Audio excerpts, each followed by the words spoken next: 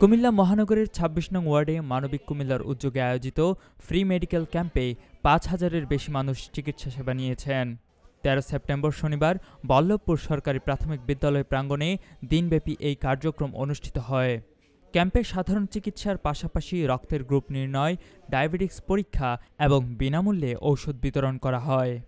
রোগীদের সুবিধার্থে স্থানীয় স্বেচ্ছাসেবকরা খাবার, পানি ও শরবতের ব্যবস্থাও করেন। ক্যাম্পের উদ্বোধন করেন মানবিক কুমিল্লার প্রতিষ্ঠাতা ও কুমিল্লা মহানগর বিএনপির সভাপতি ওদবাতুল বারী আবু।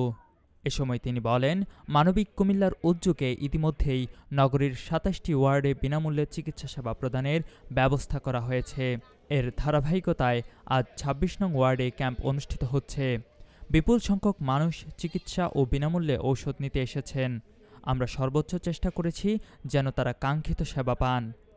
আমরা মানবিক কুমিল্লার উদ্যোগে কুমিল্লা মহানগরের ২৭টি ওয়ার্ডেই ফ্রি মেডিকেল ক্যাম্পের যে ব্যবস্থা করেছি, সেই ধারাবাহিকতায় আজকে ২৬ নং ওয়ার্ড বল্লভপুর স্কুল মাঠে আমাদের মানবিক কুমিল্লার উদ্যোগে ফ্রি মেডিকেল ক্যাম্প ও বিনামূল্যে ওষুধ বিতরণ ক্যাম্প পরিচালিত হচ্ছে।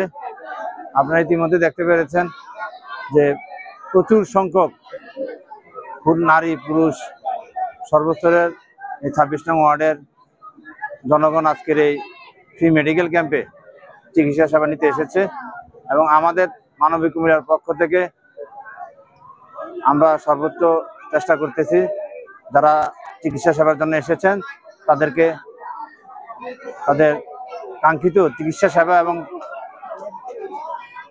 বিনামূল্যে ওষুধ দেওয়ার চেষ্টা আমরা করতেছি। চিকিৎসা সেবা দেন ড্যাব কুমিল্লার সভাপতি মিনহাজ তারেক, ডাক্তার মোস্তাফিজ জিতু, ডাক্তার নাজমা, ডাক্তার জনি। এ সময় উপস্থিত ছিলেন মহানগর যুবদল সভাপতি ফয়সালুর রহমান পাভেল, সিনিয়র সহসভাপতি রিয়াজ উদ্দিন রিয়াজ, ২৬ নং ওয়ার্ড বিএনপির সভাপতি মোহাম্মদ মোতাহের হোসেন, সাধারণ সম্পাদক আবু সাইদ, যুগ্ম সাধারণ সম্পাদক আতিকুল ইসলাম সহ অন্যান্য নেতাকর্মীরা। স্থানীয়দের মতে মানবিক কুমিল্লার ফ্রি মেডিকেল ক্যাম্প সাধারণ মানুষের মধ্যে ইতিমধ্যেই ইতিবাচক সাড়া ফেলেছে। কুমিল্লার কাগজ, নিউজ ডেস্ক।